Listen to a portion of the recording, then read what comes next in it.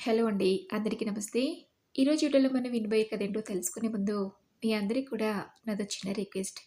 కొత్తగా మన ఛానల్ చూసిన వాళ్ళు తప్పకుండా ఒక లైక్ చేసి మీ ఫ్రెండ్స్‌కి, ఫ్యామిలీ మెంబర్స్‌కి షేర్ చేయండి. అలాగే ఇలాంటి మరెన్నో మంచి మంచి కథలు వినాలనుకుంటే ఛానల్‌ని వెంటనే సబ్స్క్రైబ్ చేసుకొని పక్కన ఉన్న బెల్ ఐకాన్‌ని క్లిక్ చేయండి. మరి ఇప్పుడు లేట్ చేయకుండా కథలోకెళ్ళిపోదాం. అమ్మా, వచ్చినప్పటి నుంచి చూస్తున్నా మేము అమెరికా నుండి తిరిగొచ్చినా నీ మొహంలో ఎటువంటి సంతోషము లేదు. పైగా దేని గురించో కంగారు పడుతున్నట్టున్నావు. ఏమైందమ్మా? ఏదైనా సమస్యనా? అడిగాడు సంజయ్. కొడుకు అడిగిన ప్రశ్నకి అలాంటిది ఏం లేదురా, బాగానే ఉన్నాను కదా అంది జానకి. లేదమ్మా, అంతకుముందు నేనెప్పుడు అమెరికా నుంచి వచ్చినా నువ్వు చేసే హడావుడి అంతా ఇంత కాదు. ఫ్లైట్ దిగినప్పటి నుంచి నేను ఇంటికొచ్చే వరకు కనీసం ఓ 10 సార్లైనా ఫోన్ చేసి, నాన్న సంజయ్, ఎక్కడి దాకా వచ్చావు? ఇంటికి రావడానికి ఇంకెంత సమయం పడుతుంది అడిగేదానివి. అలాంటిది ఈసారి మేము ఇండియాకి వస్తున్నామని ఫోన్ చేసినప్పుడు నీ మాటల్లో ఎటువంటి సంతోషం కనిపించలేదు. పైగా వచ్చినప్పటి నుంచి కూడా ఏదో మొక్కుబడిగా మాతో మాట్లాడి తప్పితే చాలా ముభావంగా ఉంటున్నావు. ఏంటమ్మా, అసలు నీకేమైంది? ఒంట్లో ఏమైనా బాగోలేదా? హాస్పిటల్‌కి వెళ్దామా అడిగాడు సంజయ్ కంగారుగా. సంజయ్ కంగారు పడటం గమనించి జానకి, లేదురా, నాకే ఆరోగ్య సమస్య లేదు. నేను బాగానే ఉన్నానంది. లేదమ్మా, నువ్వు నా దగ్గర ఏదో దాస్తున్నావు. నేనెప్పుడూ ఇలా చూడలేదు. శైలు కూడా అంటుంది అత్తయ్య గారి మొహంలో మనం ఇండియాకు వచ్చిన సంతోషమే కనిపించట్లేదని. చెప్పమ్మా, నువ్వింత డల్‌గా ఉండడానికి గల కారణమేంటో అడిగాడు సంజయ్. సంజయ్ పదే పదే అడటంతో, దాదాపు నెల రోజులుగా మన అమ్ముని చూడనే లేదురా. తన దగ్గర నుండి ఒక్క ఫోనైనా రాలేదు. పోనీ నేను చేసి మాట్లాడదామంటే అమ్ముల్ ఫోను స్విచ్ ఆఫ్ వస్తుంది. దానికి ఏమైందో ఏంటోనని నాకొక్కటే కంగారుగా ఉందిరా. ఆ అమ్ముల్ని ఒకసారి చూడాలనుంది అడిగింది జానకి. తల్లి మాటలకు సంజయ్, నీ దిగులుకి కారణం అమ్ములా? ఎందుకమ్మా అమ్ముల గురించి అంతలా బాధపడటం? వేరే ఎక్కడైనా పని దొరికితే వెళ్ళుంటుంది. ఇందులో బాధపడటానికి ఏముంది? ఆఫ్టర్ ఆల్ మన ఇంట్లో పనిచేసే అమ్ముల గురించి బాధపడి నీ ఆరోగ్యం పాడు చేసుకుంటావా అడిగాడు సంజయ్. కొడుకు మాటలకు సంజయ్ అని కోపంగా మొదటిసారి కొడుకును మందలించింది జానకి. ఎందుకమ్మా నాపై అలా కోపడుతున్నావు? నేను అన్న దాంట్లో తప్పే ఉంది. ఆ అమ్ములు మన ఇంట్లో పనావిడే కదా, అందుకే ఇలా అన్నాను అన్నాడు సంజయ్. అందుకు జానకి, నీ దృష్టిలో అమ్ములు ఆఫ్టర్ ఆల్ కావచ్చు, కానీ నా దృష్టిలో అమ్ములు మన ఇంట్లో మనిషి.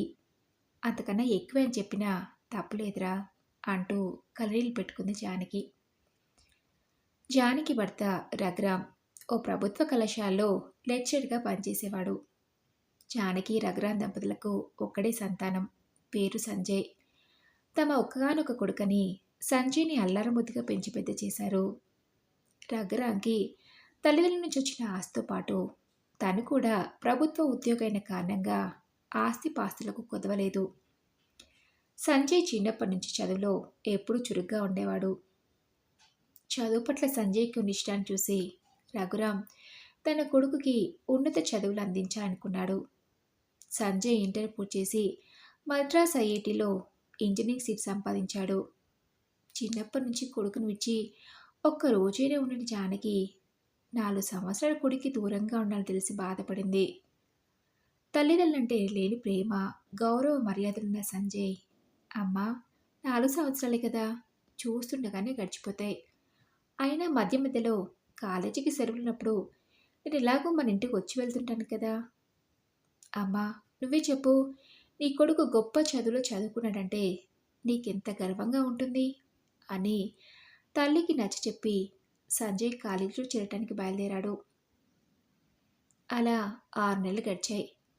తన బిడ్డను చూడకుండా ఎప్పుడూ ఇన్ని రోజులుండని జానకి రఘురాం దంపతులు ఓసారి వెళ్ళి కొడుకును చూసి వచ్చారు. మధ్య మధ్యలో కాలేజీలకి సెలవులు దొరికినప్పుడు సంజయ్ ఇంటికి వచ్చిపోతుండేవాడు. అలా కొడుకును చూడాలనిపించి జానకి రఘురాం వెళ్ళి రావటం చూస్తుండగానే 4 సంవత్సరాలు గడిచిపోయి సంజయ్ది ఇంజనీరింగ్ పూర్తయింది. తమ గారెల పట్టి ఇక తమని విడిచిపెట్టి ఎక్కడికి వెళ్ళడని జానకి సంతోషిస్తే సంజయ్ మాత్రం నేను పై చదువులకి అమెరికాకి వెళ్ళాలనుకుంటున్నానన్నాడు. రఘురామ్కి కొడుకు కోరిక న్యాయంగానే అనిపించినా జానకికే ఈ 4 సంవత్సరాలు మాకు దూరంగా ఉండి చదివింది చాలు, ఇంకెక్కడికి వెళ్ళేది లేదని తేల్చి చెప్పడంతో ఈసారి జానకిని ఒప్పించే బాధ్యత రఘురామ్ తీసుకున్నాడు. అదేంటి జానకి, వాడు వెళ్తానంటుంది చదువుకోవడానికి కానీ అక్కడే ఉండిపోవడానికి కాదు కదా. 4 సంవత్సరాలు వాడికి ఎలాగో దూరంగా ఉన్నాం, ఇంకో 2 సంవత్సరాలే కదా, కళ్ళు మూసి తెరిచేలోగా గడిచిపోతాయి అని నచ్చ చెప్పడంతో జానకికి ఒప్పుకోక తప్పలేదు. అలా సంజయ్ అమెరికాకి వెళ్ళటం, ఎంఎస్ పూర్తి చేసుకుని వెంటనే తిరిగి ఇండియాకి రావటం, ఆ వెంటనే బెంగళూరులోని కంపెనీలో ఉద్యోగంలో చేరటం అన్నీ చికచికా జరిగిపోయాయి. సంజయ్ ఉద్యోగులు చిన్న కొత్తలో అక్కడి వాతావరణం, భోజన సదుపాయాలకు కొడుకు ఎక్కడ ఇబ్బంది పడతాడో అనుకున్న జానకి కొన్నాళ్ళు బెంగళూరులో కొడుకుకి సహాయంగా ఉంది. అలా 2 ఏళ్ళు గడిచాక సంజయ్కి తగిన సంబంధం చూసి పెళ్లి జరిపించారు జానకి రఘురామ్ దంపతులు. సంజయ్ భార్య శైలు కూడా సాఫ్ట్వేర్ ఇంజనీరే. ఇద్దరూ ఉద్యోగాలు చేసుకుంటూ హాయిగా ఉంటున్నారు. అలా 5 సంవత్సరాలు గడిచాయి. అప్పటికే రఘురామ్ రిటైర్డ్ అయ్యాడు. ఈ వయసులో మేమిద్దరం మాత్రం హైదరాబాద్లో ఉండి చేసేదే ఉంది. పిల్లలు ఇద్దరు ఉద్యోగానికి వెళ్ళేవాళ్ళు, మేము వాళ్ళతో పాటే ఉంటే వాళ్ళకి కాస్త సహాయంగా అయినా ఉంటుందనుకున్న రఘురామ్ జానకీలు విషయం సంజయ్తో చెప్పారు. అప్పటికే సంజయ్, నేనే మీకు విషయం చెప్పాను, ఫోన్ చేద్దామనుకున్నానా అన్నాడు. ఏంటా విషయం అడిగాడు రఘురామ్. మరేం లేదు నాన్న, ఓ ప్రాజెక్ట్ పని మీద నేను కొంతకాలం అమెరికాలో పనిచేయాలంటున్నారు. ఆ విషయం విన్నాక నేను వెళ్ళక తప్పదని అడిగాను. నాతో పాటు శైలు కూడా మంచి ఉద్యోగంలోనే ఉంది కదా, తను నాతో అమెరికాకు వస్తే మళ్ళీ అక్కడ ఉద్యోగం వెతుక్కోవటం అది ఇబ్బందిగా ఉంటుందని. కానీ మా ఆఫీస్లో తప్పదు అనేసరికి ఏం చేయాలని ఆలోచిస్తున్నా నాన్న అన్నాడు సంజయ్. ఇందులో ఆలోచించడానికి ఏముందిరా, అమెరికాలో పనిచేసే అవకాశం వస్తే కాదనుకోవటం ఎందుకు? కావాలంటే శైలు కొన్నాళ్ళు ఉద్యోగం మానేస్తుంది, అంతేకాని అంత మంచి అవకాశం ఎందుకురా వదులుకోవటం అని తండ్రి నచ్చ చెప్పడంతో సంజయ్, మరి అమ్మ మీరు అన్నాడు సందేహంగా. అందుకు రఘురామ్, మాకేమిందిరా, మేము బాగానే ఉన్నాం కదా, మా గురించి టెన్షన్ పడాల్సింది ఏమీ లేదు, కానీ అందుకు కావాల్సిన ఏర్పాట్లో ఉండు అన్నాడు. అలా సంజయ్ శైలు అమెరికాకు వెళ్లాల్సి వచ్చింది. సంజయ్ అమెరికాకు వెళ్ళిన 2 సంవత్సరాలకి ఓ రోజు జానకి రఘురామ్ తమ బంధువుల ఇంట్లో శుభకార్యానికని వెళ్ళి తిరిగి వస్తుండగా ప్రమాదవశాత్తు వాళ్ళు వస్తున్న కారుకి యాక్సిడెంట్ కావడంతో రఘురామ్ తలకి బలంగా దెబ్బ తగిలింది. వెంటనే హాస్పిటల్లో చేర్పించినా ఫలితం లేకపోయింది. తీవ్ర రక్తస్రావం కావడంతో రఘురామ్ కన్ను మూశాడు. జానకి కాలుకి ఫ్రాక్చర్ అయ్యి నడవలేని పరిస్థితిలో ఉంది. విషయం తెలిసి సంజయ్ వెంటనే అమెరికా నుండి బయలుదేరొచ్చాడు. తల్లిదండ్రుల పరిస్థితులు చూసి తట్టుకోలేకపోయాడు. తండ్రి అంత్యక్రియలు పూర్తి చేసి తల్లి తన పనులను తను స్వయంగా చేసుకోలేని పరిస్థితులు ఉన్న కారణంగా తల్లి కోసం 24 గంటలు కనిపెట్టుకుంటానికి తెలిసిన వాళ్ళ ద్వారా అమ్ముల్ని జానకికి సహాయంగా ఉంచాడు. అలా 2 నెలలు గడిచాయి. అప్పటికింకా అమెరికాలో తన పని పూర్తి కాకపోవడంతో తల్లిని వెళ్ళటం ఇష్టం లేకున్నా సంజయ్కి అమెరికాకి వెళ్ళక తప్పలేదు. సంజయ్ అమెరికాకి వెళ్ళినా ప్రాణమంతా జానకి మీదే. అమ్మ ఒకతే ఎలా ఉందో ఏంటోనని కంగారు పడేవాడు. రోజుకొకసారి ఫోన్ చేసి తల్లితో మాట్లాడి అమ్ములకి అన్ని జాగ్రత్తలు చెప్తుండేవాడు. అమ్ముల్ పేరుకు జీతం తీసుకునే పని మనిషి అయినా జానకికి సొంత మనిషి కన్నా ఎక్కువగా సేవలు చేసేది. కొన్ని సందర్భాల్లో అమ్ములతో తన సొంత పనులు చేయించుకోవటంలో జానకి ఇబ్బంది పడుతుంటే చూసి, ఎందుకలా ఇబ్బంది పడుతున్నారమ్మా, నన్ను పనిలో పెట్టుకుందే మీ పనులను చేయటానికి, అలాంటప్పుడు నాతో చేయించుకోవటంలో ఇబ్బంది ఏముంది? నన్ను పరాయిదానిలా కాకుండా మీ సొంత మనిషిలా కాదు, నన్ను మీ కన్నబిడ్డే అనుకోండి. అమ్మకి సమస్య వచ్చినప్పుడు కడుపున పుట్టే కూతురు ఈ మాత్రం చేయలేదా అంది అమ్ములు. అలా అమ్ములు జానకిని చూసుకోవడమే కాకుండా ఇంటి పనులను, వంట పని, బయట నుంచి తేవాల్సినవి ప్రతీదీ చూసుకుంటూ తక్కువ సమయంలోనే అమ్ములు జానకికి తన సొంత మనిషి కన్నా ఎక్కువైంది. అమ్ములకి చిన్నప్పుడే తల్లిదండ్రులు పోయారని, తమ బంధువుల దగ్గర పెరిగిందని, పెళ్ళైన కొత్త కాలానికే భర్త వదిలిస్తే అమ్ములు ఒంటరిదని తెలిసి జానకి తన్ని కన్నెబిడ్డలా చూసుకునేది. సంజయ్కి అమెరికాలో తన ప్రాజెక్ట్ పూర్తి కావడానికి ఇంకా 3 సంవత్సరాల సమయం ఉండగా ఏమాత్రం వీలు కుదిరినా తల్లిని చూడటానికి ఇండియాకు వచ్చేళ్తుండేవాడు. సంజయ్కి ఇద్దరు పిల్లలు. ఒకటి 2 సార్లు సంజయ్కి ఇండియాకు వచ్చినప్పుడు అమ్ములు తన తల్లిని చూసుకున్న తీరును చూసి, అమ్మయ్య, అమ్ములు ఉన్నంత వరకు ఆ అమ్మ గురించి కంగారు పడాల్సిన అవసరం లేదని అమెరికాలో ప్రశాంతంగా ఉండగలుగుతున్నాడు. అలా చూస్తుండగానే 3 సంవత్సరాలు గడిచి అమెరికాలో తన పూర్తి కావడంతో మరో 4 రోజుల్లో నేను ఇండియాకి తిరిగి వచ్చేస్తున్నానమ్మా అని సంజయ్ జానకికి ఫోన్ చేసి చెప్పడంతో జానకి చాలా సంతోషించింది. అలా 15 రోజులు గడిచాయి. సంజయ్ ఇండియాకి రావడానికి మరో 15 రోజుల సమయం ఉందనగా ఉన్నట్టుండి అమ్ములు రోజు 2 రోజులు నేను మా బంధువుల ఇంటికి వెళ్ళి రావాలమ్మా అడిగింది.